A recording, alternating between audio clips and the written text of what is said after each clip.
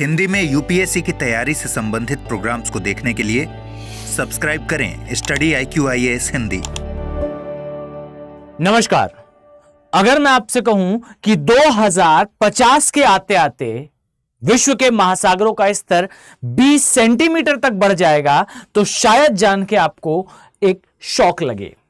लेकिन यह शॉक आश्चर्य में तब बदल जाएगा जब मैं आपसे यह कहूं कि नासा के द्वारा यह कहा गया कि भाई ये जो स्तर में वृद्धि है इसका कारण ग्लोबल वार्मिंग और क्लाइमेट चेंज के अलावा एक कंसेप्ट जिसे हम एल नीनो और ला नीना कहते हैं, यह कंसेप्ट बेसिकली मुख्यतः जिम्मेदार होने वाला है आने वाले समय में 2050 तक विश्व के महासागरों में 20 सेंटीमीटर की वृद्धि का। आइए सर इस खबर पर नजर डालते हैं, लेकिन उसके पहले इस बात को समझें कि 20 सेंटीमीटर की वृद्धि शायद यह सुनने में आपको उतनी अधिक ना लगे, लेकिन इस बात का अंदाजा सिर्फ इस बात से लगाएं कि भाई यह वृद्धि कितनी भयंकर है या कितनी तीव्र है कि हम अगर केवल और केवल 2 सेंटीमीटर सागरीय स्तर में वृद्धि की बात करें तो लगभग विश्व के 13% ऐसे शहर जो कि विश्व व्यापार में कहीं ना कहीं कंट्रीब्यूट करते हैं उनके अस्तित्व पर खतरा मंडराता हुआ दिखाई देगा।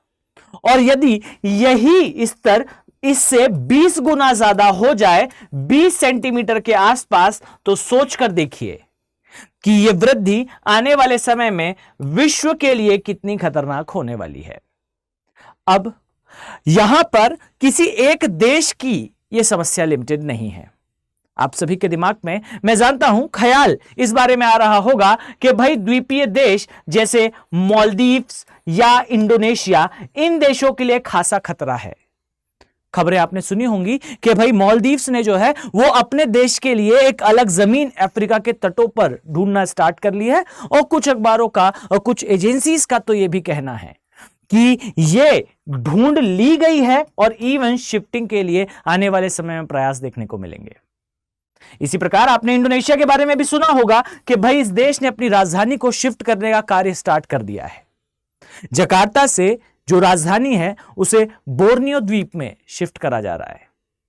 यानी कि जो खबरें अभी आप देख रहे हैं इनके लिए बैक एंड पर कार्य स्टार्ट हो चुका है। अब इस तथ्य से, इस जानकारी से आप इस प्रकार से समझ पाएंगे कि भाई ये जो इंक्रीमेंट है ये इंक्रीमेंट खासा बड़ा है, विश्व के लिए इसे मैनेज करना और भी टफ होगा। अब आइए जरा चर्चा करते हैं पहले उस डेटा को जिसे बेसिकली जारी करा गया है नासा के द्वारा। इस डेटा में बेसिकली बताया गया कि भाई 2022 से 2023 के बीच में जो सागरीय सतह है इसका स्तर 0.7 सेंटीमीटर यानी कि लगभग 1 सेंटीमीटर के आसपास बढ़ा है एक वर्ष में। प्रीवियस डेटा शायद आपको ध्यान होगा जो मैंने आपको बताया। इसी तरीके से आगे ये बताया गया नासा के द्वारा कि भाई बेसिकली नवंबर 2020 में एक सैटेलाइट बेसिकली लॉन्च करी गई थी।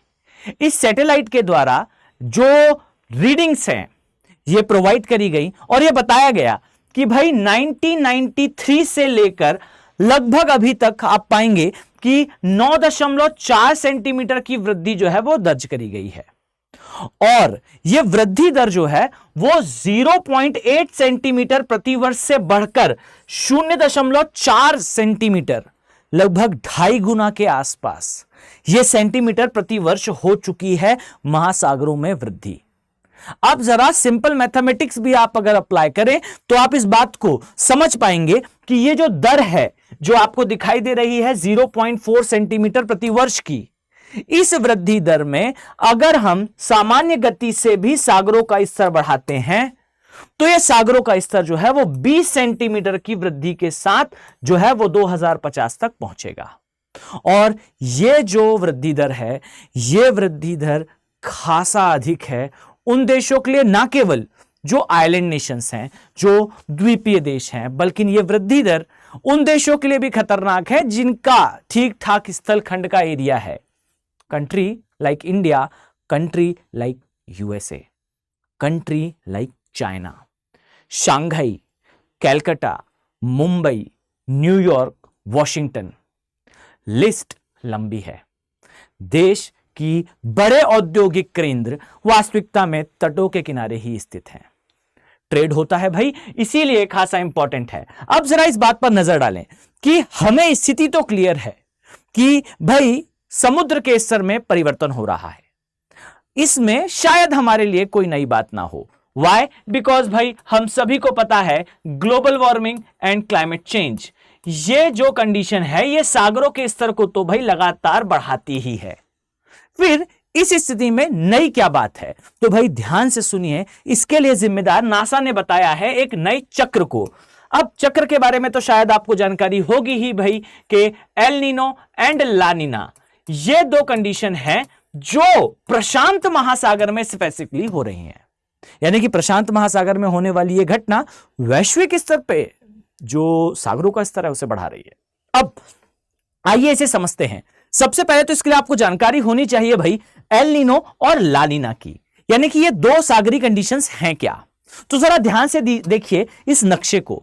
यहां आपको दिखाई देगा भाई एशिया वाला पोर्शन, और इस एरिया में आपको दिखाई देगा जो पोर्शन है ये अमेरिकन कॉन्टिनेंट है, और स्पेसिफिकली ये जो घटना है ये जो दक्षिण अमेरिका या साउथ अमेरिका है इसके साथ घटती हुई दिखाई देती है।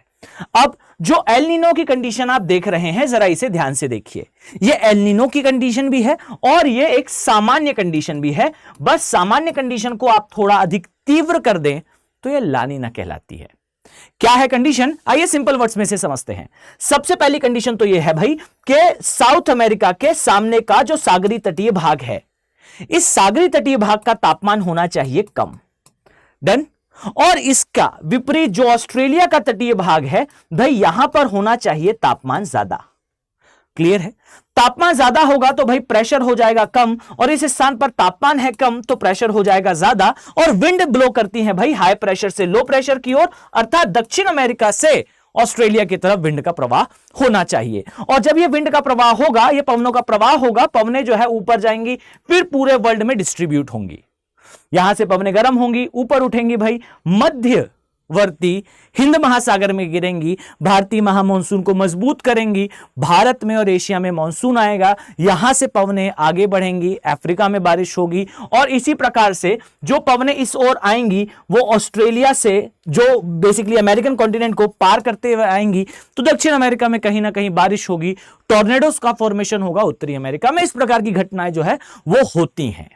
यानी कि ला नीना की कंडीशन केवल एक लोकल एरिया की कंडीशन पूरे विश्व के वातावरण को प्रभावित करती है, पूरे विश्व के वर्षा के वितरण को प्रभावित करती है। लेकिन जब इसी स्थान का पानी बहुत ज्यादा गर्म हो जाए, अर्थात स्थिति उल्टी हो जाए, अर्थात अमेरिकन कॉन्टिनेंट के सामने स्थित पानी कुछ कारणोंवश, अब यह कारण क्या है किसी दिन हम डिटेल में चर्चा करेंगे इसके बारे में, कि भाई जो महासागरों में चलने वाली जलधाराएं हैं उसका एक काउंटर इक्वेटोरियल करंट होता है जो सागरों के गर्म पानी को मध्यवर्ती भाग से बेसिकली दक्षिण अमेरिका की तरफ लेकर आता है, और इस स्थान का पानी जो है वो गर्म हो जाता है। और जब इस स्थान का पानी गर्म हो जाता है तो जो पवनों की दिशा होनी चाहिए ऑस्ट्रेलिया की तरफ, भाई ये दिशा परिवर्तित होकर हो जाती है अमेरिकन कॉन्टिनेंट की तरफ। और जब ये हवाएं अमेरिका की तरफ आती हैं, इसका अर्थ है कि ये भारत की तरफ नहीं आती, और भारत की तरफ नहीं आती तो इसका अर्थ है भारत में वर्षा कम होती है, ऑस्ट्रेलिया में वर्षा कम होती है, अफ्रीका में सूखा पड़ जाता है, यूरोप में ठंडी का मौसम जो है वो आर्द्र होने लगता है, और इसी प्रकार की बहुत सारी घटनाएं घटने लगती हैं पूरे विश्व में। तो इस बात से आप यह चीज समझ चुके हैं कि भाई एल नीनो और ला नीना की कंडीशन वैश्विक रूप से जो है वो वर्षा के वितरण को प्रभावित कर रही है। अब प्रश्न ये उठता है कि भाई विश्व में वर्षा का वितरण सागरों के स्तर को कैसे बदल सकता है। तो आइए जरा इस बात पर, इस तथ्य पर भी चर्चा करते हैं। यहां आप समझ पाएंगे कि यदि प्रशांत महासागर के एक स्थान विशेष का तापमान ठंडा हो जाए, कम हो जाए, तो ला नीना की कंडीशन से बेसिकली जो बारिश की स्थिति है वो समुद्र से हटकर जमीन पर ज्यादा होने लगती है। अर्थात वो बारिश जो सागरों में होती वो बारिश ज्यादा होने लगती है जमीन पर। क्लियर? क्योंकि हम प्रीवियस डायग्राम से समझ चुके हैं कि वर्षा के वितरण का संबंध कहीं ना कहीं होता है बेसिकली एल नीनो और ला नीना से। एक लाइन कही जाती है, मैं बार बार रिपीट करता हूं इस लाइन को, कि global phenomena, local phenomena with global impact. एक लोकल स्तर पर, एक महासागरीय स्तर पर होने वाली घटना का वैश्विक प्रभाव। यहां आप देखेंगे कि एल नीनो की कंडीशन बारिश को जो है वो समुद्र से जमीन की ओर स्थानांतरित करती है, और वहीं इसके विपरीत प्रशांत महासागर के एक स्थान विशेष का तापमान गर्म होने पर यह स्थिति समुद्र में वर्षा के वितरण को बढ़ा देती है। अर्थात एक स्थिति में सागरों में ज्यादा वर्षा होती है, एक स्थिति में जमीन पर ज्यादा वर्षा होती है, और ये जो वर्षा का फ्लक्चुएशन है, ये फ्लक्चुएशन एक साइकिल को फॉलो करता है, और ये साइकिल बेसिकली, ये जो अल्टरनेटिव चेंज है बेसिकली, ये सागरों का स्तर कहीं ना कहीं बढ़ाता है। अब सागरों का स्तर एक ऑन एन एवरेज कंडीशन से हमेशा ही बढ़ता है। जरा इसे ध्यान से समझिएगा कि एक सहज साइकिल है पृथ्वी की, जिसे हम हिमयुग की साइकिल कहते हैं, जहां एक बार हिमयुग आएगा अर्थात आइस एज आएगी, और इस आइस एज के बाद इंटर आइस एज या इंटर ग्लेशिएशन का पीरियड आएगा, अंतरा हिमयुग का पीरियड आएगा, और फिर से होगा भाई हिमयुग। अर्थात पृथ्वी पर हिमयुग और अंतरा हिमयुग की ये साइकिल चलती रहती है, और इस साइकिल के बीच में पृथ्वी का जो तापमान है वो सहज रूप से बढ़ता है। अब इसमें आप ऐड ऑन कर लीजिए हमारे द्वारा की जाने वाली गतिविधि, अर्थात ग्लोबल वार्मिंग और क्लाइमेट चेंज अर्थात ग्रीन हाउस गैसेस को, यानी कि यह रेट और भी ज्यादा इंक्रीज हो जाएगा, इसमें बढ़ोतरी हो जाएगी। और अब अल्टरनेटिव साइकिल को ऐड कर लीजिए, अर्थात एल नीनो एंड ला नीना की कंडीशन को। अब एल नीनो ला नीना की कंडीशन कहीं ना कहीं इस ग्लोबल वार्मिंग से भी कनेक्टेड है, और अल्टरनेटिव सी लेवल राइज से भी संबंधित है। अब कुछ स्थानों का अगर जल स्तर तेजी से बढ़ जाता है, 1 या 2 वर्ष अगर लगातार एल नीनो की कंडीशन आ जाए, तो बारिश सागरों में ज्यादा हो जाए और उससे सागरों का स्तर बढ़ जाए। सागरों का स्तर एक बार बढ़ गया तो यह वापस कम तब होगा जब इवेपोरेशन ज्यादा हो, और इवेपोरेशन जब ज्यादा होगी तो स्थल खंडों में ज्यादा बारिश होगी, और वो बारिश अपने साथ अवसाद लेकर आएगी, और इस अवसाद का भी अपना एक एल्बिडो होगा। अर्थात ये पूरी एक साइकिल, एक पूरा मैकेनिज्म है, और ये मैकेनिज्म हमारे लिए थोड़ा खतरनाक सा सिद्ध हो रहा है, जो कि सागरों का स्तर अब 2050 तक भाई 20 सेंटीमीटर लगभग बढ़ा देगा, ऐसा नासा का कहना है। डेटा की सत्यता को आप सही माने, रीजन इज कि ये 20 वर्षों की लगभग रिसर्च का एक कंपाइलेशन है, और डेटा बहुत बड़े स्तर पर सैटेलाइट से कलेक्ट करा गया है। यहां रिमोट सेंसिंग टेक्निक का भी उपयोग होता है, डेटा एनालिसिस का भी उपयोग होता है, अर्थात ये डेटा कहीं ना कहीं ऑथेंटिक है। समस्या है, और समस्या का समाधान है ग्लोबल वार्मिंग और क्लाइमेट चेंज और ह्यूमंस के द्वारा, मानव के द्वारा किए जाने वाले इमिशन को कंट्रोल करना।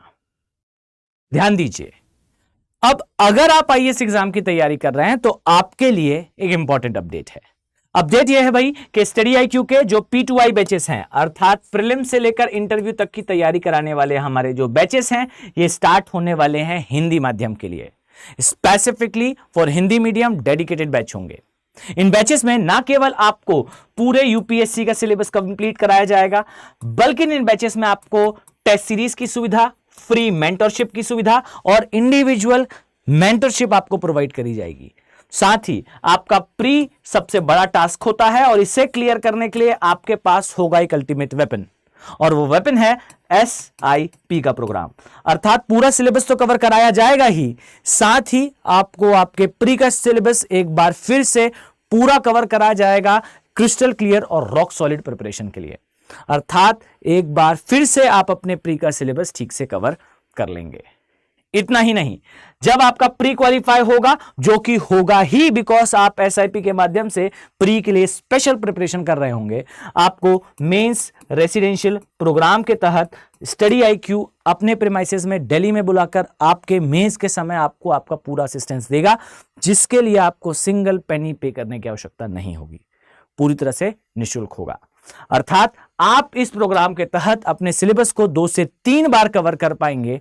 और आई थिंक ये 18 माह से ऊपर का सिलेबस है, 18 माह से लंबी ये जर्नी है। और अगर आप देखें तो शायद आपको इससे कम कॉस्ट पर ये सारी सुविधाएं देखने को कभी ना मिले। रीजन ये भी है कि भाई सक्सेस पक्की, ये सेल जो है स्टडी IQ की स्टार्ट हो चुकी है। 25,999 की बैर मिनिमम कॉस्ट पे बच्चों आप इसे प्रिवेल कर सकते हैं, अपनी जर्नी को और भी ज्यादा क्रिस्टल क्लियर बना सकते हैं। बट 2 कंडीशंस ध्यान रखें। सबसे पहला, ये सेल केवल और केवल 15 जून तक के लिए है, फर्स्ट थिंग। और सेकंड थिंग, आपको करना है AK लाइव कोड को यूज। अगर आप इस कोड को यूज करेंगे तभी जो आपको कॉस्ट मैंने शो करी है ये आपको मिलने वाली है। साथ ही डियर, अगर आपका ऑप्शनल वो गोल्डन सब्जेक्ट है जो UPSC में मोर देन 30 to 35% क्वेश्चंस को टारगेट करता है, ये वो ऑप्शनल जो कि ना केवल UPSC के प्रिलिमिनरी एग्जामिनेशन को डोमिनेट करने वाला ऑप्शनल है, बल्कि वो ऑप्शनल जो आपके GS पेपर्स को भी और भी ज्यादा रॉक सॉलिड करता है। मैं बात कर रहा हूं भूगोल वैकल्पिक अर्थात ज्योग्राफी ऑप्शनल सब्जेक्ट की। अगर आपका ऑप्शनल सब्जेक्ट ज्योग्राफी है तो वेलकम, आपका इंतजार कर रहा है बैच 2 ज्योग्राफी ऑप्शनल का, जिसमें आप मेरे साथ अपनी ज्योग्राफी ऑप्शनल की पूरी जर्नी को बहुत ही बेहतर तरीके से प्ले कर सकते हैं। ये ऑप्शनल बैचेस 17 जून से स्टार्ट होने वाले हैं। इन बैचेस को एनरोल करने के लिए भी आपको केवल स्टडी IQ की वेबसाइट पर जाना है और यूज करना है AK लाइव कोड का। इस कोड का यूज करिए और अपने ऑप्शनल को अपना बेस्ट ऑप्शनल और सबसे क्लियरिंग ऑप्शनल बनाएं। मैं उम्मीद करता हूं कि आने वाले समय में मैं आप सभी सीरियस IAS एस्पिरेंट्स को इन बैचेस में देखने वाला हूं। चलिए मिलते हैं नेक्स्ट वीडियो में। Have a very nice day. Thank you. Hindi में UPSC की तैयारी से संबंधित प्रोग्राम्स को देखने के लिए सब्सक्राइब करें स्टडी IQ IAS हिंदी।